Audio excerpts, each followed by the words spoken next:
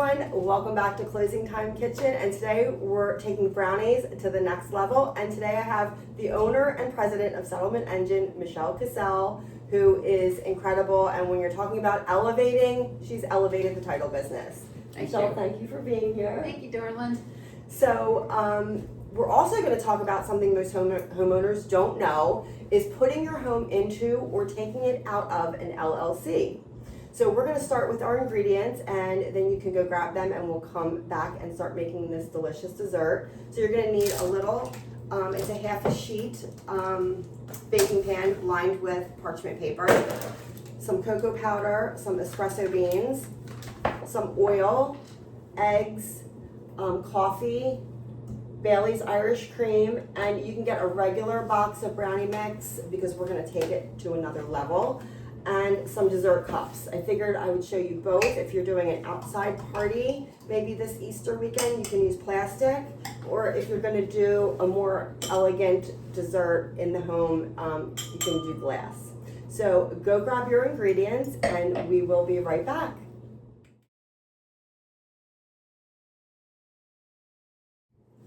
Okay guys, I hope you got all of your ingredients, and what we're going to do is we're going to add the brownie mix, the vegetable oil, 3 eggs instead of 2, and instead of water we're going to use 3 tablespoons of coffee, and then we're just going to mix it together. So while we're doing that, I wanted to have Michele tell you how she got into the title business, because she came from a movie background.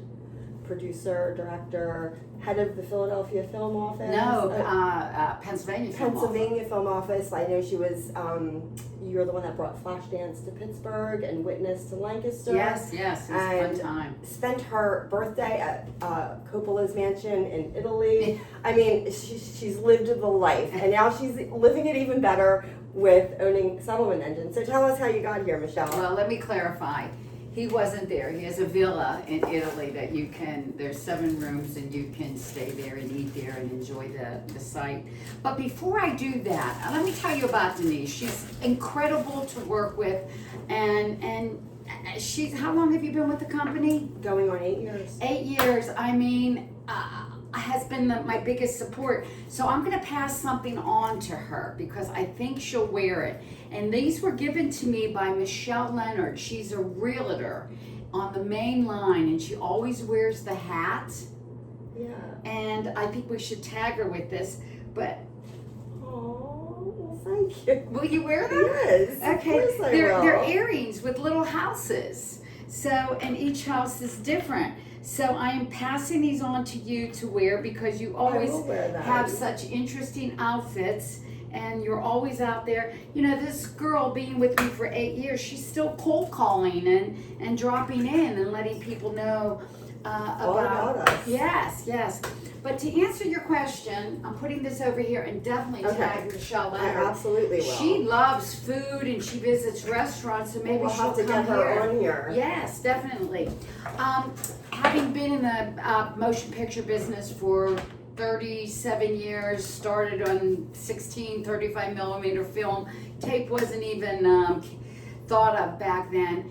And got into a lot of television commercials, eventually a lot of videos for, websites and things like that. Gennardi's, the grocery store. Oh yeah, 10 years. Yeah. They sold to Safeway, but that was a fun. I was doing a lot of grocery stores, Piggly Wiggly, Winn-Dixie. Nike, you did Nike? Nike, yeah, I did some Nike spots a long time ago. But anyways, I was looking for something different to do, and I didn't want to go out to LA, so I was looking for a another business, and someone told me about investing in a title company, and I didn't even know what title was.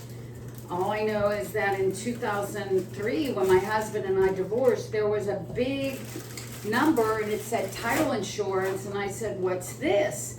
And my lender said, it's title insurance, you need this for a loan. And I said, no, take it off. I have my own homeowners insurance. So people do get that mixed up. So, and they still don't know what it is. So he convinced me that I had to have it if I was going to do a loan. And 5 years later, I started Settlement Engine. the people I got in business with did not have the same work ethics as I did. They weren't very good, and I didn't know title back in 2008, but I knew good business ethics. So I gently. Wait, she said 2008. 2008. Anyone in this business knows that 2008 was one of the worst years for a long time. For a long time, yeah. And she invests in a title company. Okay, go ahead. The only place you can go in 2008 was up. So, and I have to say, one of the best decisions I made. I kicked out the people that got me involved in this because they weren't very nice people, and I turned to the few people that still stayed with me, and I said, now what do we do? Tell me. And I got out there and I worked the business.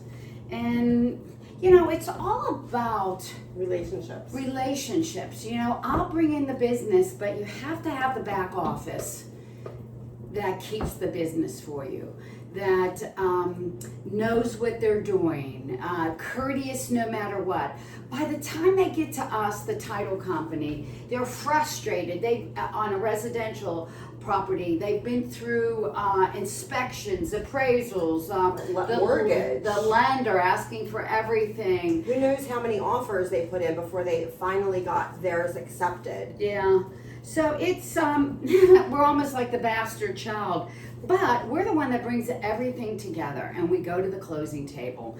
And I want to say this: we do not generate anything original that goes on the Alta.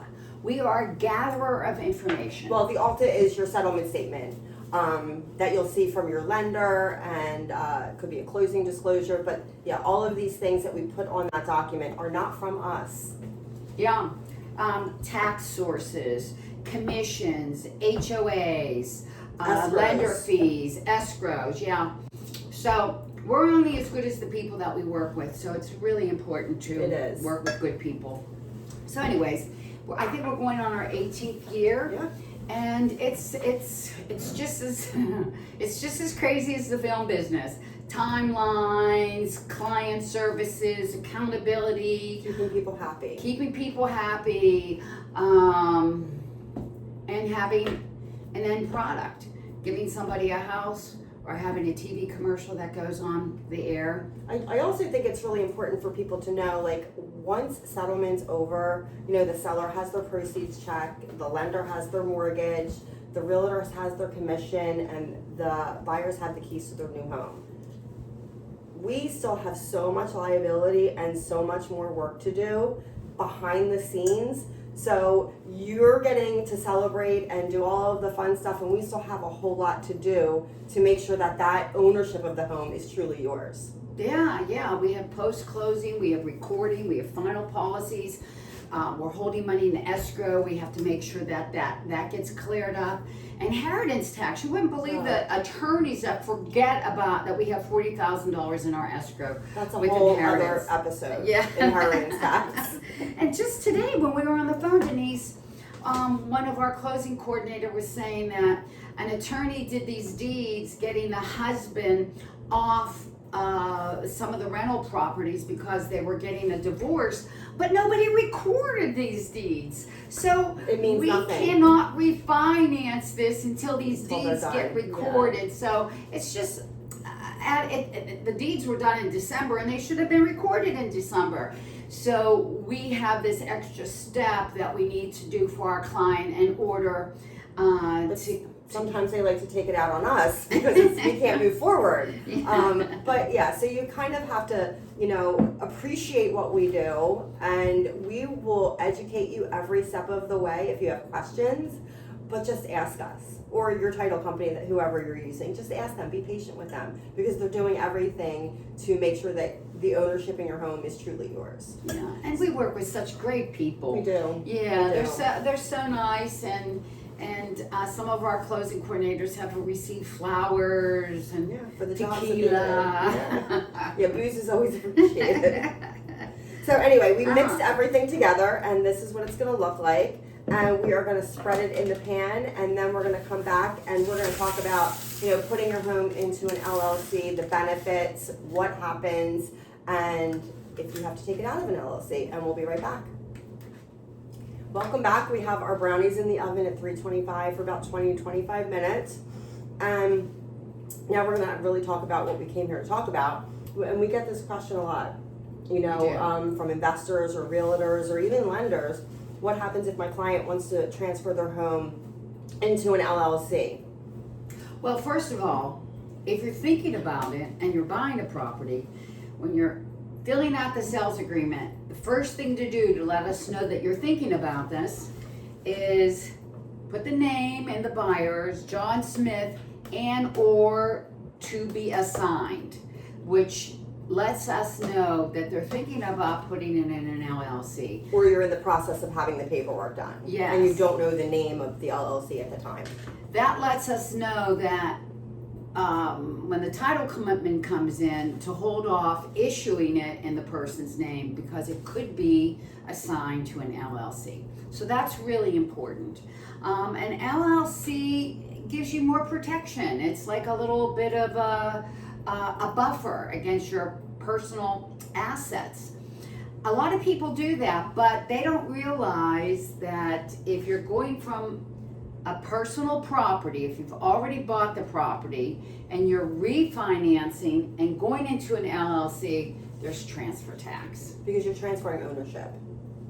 And anytime you transfer ownership, well, most of the times there's a transfer tax. Yeah. So, I mean, it's good, and you really need to speak to somebody about the tax Advantages. advantages or implications, yes. right? And really know what you're going to do. And then a lot of times people want to take it out of the LLC and put it in their own name. Or another member's name that's in the LLC, unless there's multiple members. Yes. And if you decide to do that, if you do it within 2 years, there's going to be transfer tax. Yes. But coming out of an LLC after 2 years, there's no transfer tax. However, in the city of Philadelphia, nothing is exempt. You're going to pay putting it in, taking it out, regardless of who you're transferring it to, regardless of how much time has passed. There's going to be transfer tax in the city of Philadelphia and possibly other cities in different states. So you're going to definitely want to talk to a title company and ask them, what would the transfer tax be? Yeah. Now, any good attorney can puncture the LLC if there's a reason to go after an LLC, but it does give you some added protection. I can't speak on behalf of attorneys, but good attorneys can do a lot of things. We're not giving title. We're giving title advice. We're not giving legal advice or tax advice. Talk to your attorney. Talk to your accountant. We stay in our lane. We definitely stay in our lane. Yeah. What did we learn the other day? That question that came up. You were at a closing. Oh, so we had the seller who was also the realtor, and we asked for his social security number, and he's like, well, I already gave you my EIN number. And we're like, well, we still need your social to run child support background check. And he's like, oh, well, you don't have to because it's in the LLC. I'm like, I called my office and I'm like, Cindy, do we still need to do this? And they said 100% because he is an individual in the LLC. If it was more than one person or people, we wouldn't have to do it. But he was a single member in the LLC. We had to run background checks for Social Security, or not Social Security, child support. And he informed me that he's done many of these and his title company did not do that. So they're doing him a disservice, and anyone else that is in that situation, if your title company is not running your checks, if you're a single member LLC, they're not doing you any favors. So make sure that the proper work is being done. Yeah, absolutely. Yeah, we see all kinds of complications and questions, and it's our job to figure it out and give you options, And we do get a lot of, my title company wouldn't do that. Well, we are really protecting you. So we're not doing it just because we want to stall closing. I mean, if anybody wants to get done closing quicker, it's us, because we have so much more to do on the back end. However, we are always protecting the client. Yeah. I remember what people want to hear about title companies are the horror stories, because there's some, There's a lot. And they think, oh, this will never happen to me. But once it happens, it can be quite really disturbing, because liens and judgments follow the property. Mm-hmm. But how about that one deal we were doing, and this person had some, what are those liens called? Mechanics? No, they're super liens. They're IRS liens. Federal liens. Yes, Federal liens. super Yes. liens. And he was selling the property, but he was making payments. Now, we wanted to have them paid off. We gave him plenty of time to call the IRS, get a payoff, and pay it off from his proceeds. And the lender and the seller, they were giving us a hard time, and they found a title company that would do that and allow the seller to continue to make payments while the buyer purchased his property. Now, how about if he stops making payments? That lien is going to come right back, and that buyer is now responsible for that lien. Yeah, I mean, that's the whole point of us being adamant extra about cautious, making sure we're doing our job properly, and just protecting your interest in that property. I hate to say this, but this is not a business where you trust people. You have to go by the rules and regulations and procedures of title, because everybody has good intentions, and it's it's best practice, which is what we practice every day. And we may not be everyone's favorite at the end of the day, but we get the job done. We protect your interest. And we really do care about each and every one of our clients, our real estate partners, whether it's a lender, attorney, CPA, whoever. We want to make sure that your clients are well taken care of. What's so interesting about title is that it's gray. Title has a lot of gray areas.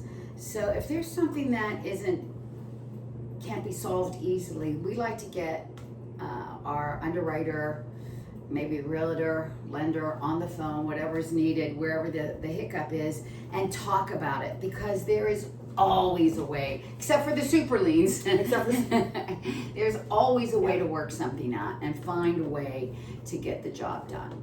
And I had a client. It wasn't even a client. He was someone in one of my networking groups who heard me give my commercial every week, and bought a home in cash, did not get a title search, used a realtor, which was even more surprising, and didn't get title insurance. And if you're buying a home in cash, you don't need title insurance. However, wasn't that a house that was he bought a foreclosure? He bought it from the city. He bought it from it was local. I think I need a little bit of this. And he didn't even get a title search. And my big thing was, I don't care if you get the title insurance, but at least get a search on the property. And about 6 months later, he called me and he's like, Denise, I have you on with my attorney, and I need your help on this. And they sent me the property report. There were like 3 judgments, 10 tax liens, a mortgage that totaled triple what he paid for that house. And I said, I can't help you. And that's another episode, and I can't even talk about it, because you know who would be good? Teresa, because she worked a lot in foreclosures. Yeah. She's very in tune with things like that. People just think by getting a foreclosure or getting a tax sale, they're getting quite a deal. They're really not. There's I call them blemishes. Yeah, they're think of a pimple on your face. It's a blemish. It will go away if you take care of it. If you're not squeezing and squeezing and squeezing, and you make it worse.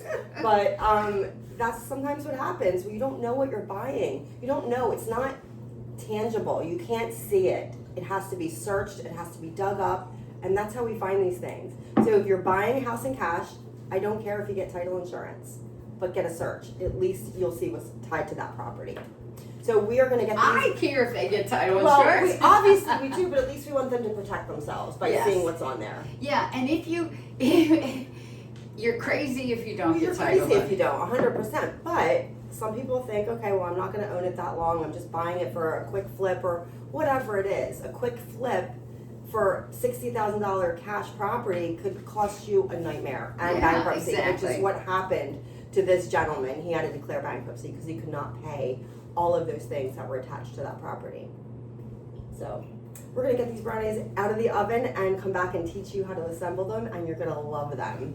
We'll be right back. And we're using ice cream too. Oh, gelato. Mm. All right, guys, we have these brownies out of the oven, and they turned out beautifully. And what you're going to do is you're going to take a spoon that has a little rounded handle. You're just going to poke some holes in your brownies. Now, I'm sure somebody's wondering why these clips. Oh, these are great. Well, people have been watching Closing Time Kitchen. Oh, They okay. will know. I'm It just sorry. holds your parchment paper in place really nice instead of it bunching up and getting all wrinkly, and it makes your pan a lot easier to clean up. And I just go to the Dollar Tree and I get like a pack of 6 of them for $1.25, and they're a lifesaver. They don't only hold all of your settlement documents, they hold the parchment paper in place. So this is the fun part. You're gonna pour some Baileys into your brownie. Just gonna pour it in the holes. So just so you know, this is probably not good for kids because the alcohol is not cooked out. And I think we have a little brush in here. We can just brush that on. Okay. So, and you can use, they also have a Frangelica, which is like another coffee liqueur that you can use. But who doesn't like some Baileys? That looks good. Delicious. I snuck some in my coffee. That's fine. Mm. So then what you're gonna do, and this is the fun part, like I said, you can use whatever cups you want. You can use dessert cups if you want as well. But I did some plastic ones if you're poolside, which if you are, invite us over. And you're gonna take your glass Okay. and you're just going to basically cut the brownie. Oh, jeez. Oh, okay, okay. Yeah, just cut 2 of them. Okay.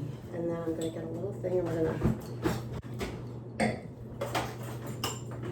gonna take it out. And we're gonna put it in our cup. You could do 2 or 3, however many you want. Yeah. Okay. Oh, this is better. And then you have your bigger ones.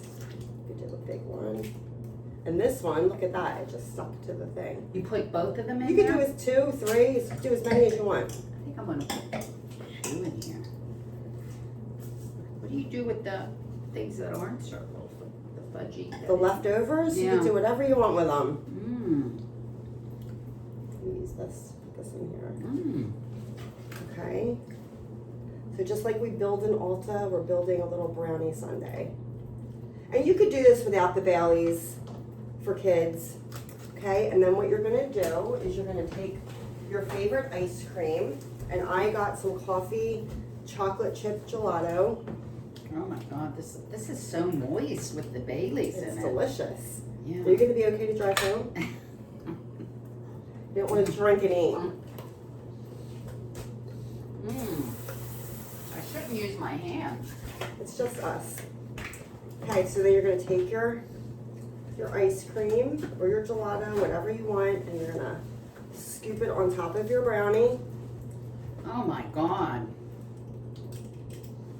Okay, you're gonna push it down. Okay.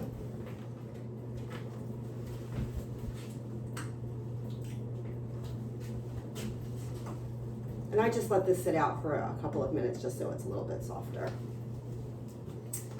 Okay, and then you're going to just put a little bit of cocoa powder on top. I mean, if you want, you could skip this step if you're not a fan of cocoa powder, but just dust some cocoa powder on top.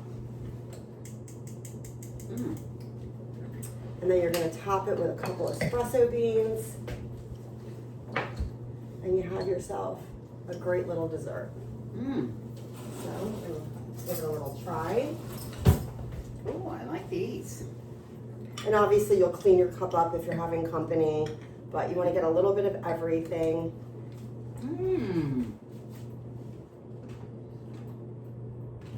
It's not too sweet. I think Delicious. the coffee, instead of the water in the brownies, really helps bring out the flavor. The Baileys takes the sweetness down a little bit in the brownie, and the coffee ice cream just adds the perfect finishing touch to it. You're dripping. I am. Do you like it? It's delicious. So there you go. So, Michelle, what's the takeaway about putting a house into an LLC? Another thing that I read earlier about LLCs, they're not a forever situation. So I think it's good if you want that extra protection to put it in an LLC, but know that it's going to cost you some money if you take it from your personal to an LLC. If you're buying it and you're putting it in an LLC, then it won't be. True, and you're going to be paying transfer tax anyway. So, bottom line, if you're refinancing and you have questions, talk to us. If you are thinking about even creating an LLC, talk to your accountant, your CPA, an attorney, and get the advice from the professionals. We can help you on the title side, but tax and legal, you want to talk to your attorney. So before you make any big moves, talk to someone. This has been Closing Time Kitchen, where we mix great food, great knowledge you can actually use. Cheers to smooth closings and desserts. And don't forget to subscribe, comment, share, and it's always sweet at closing time. Cheers. Hope you guys have a wonderful Easter, and if you have any questions, drop them below and we'll get right back to you. Thank you. Bye now.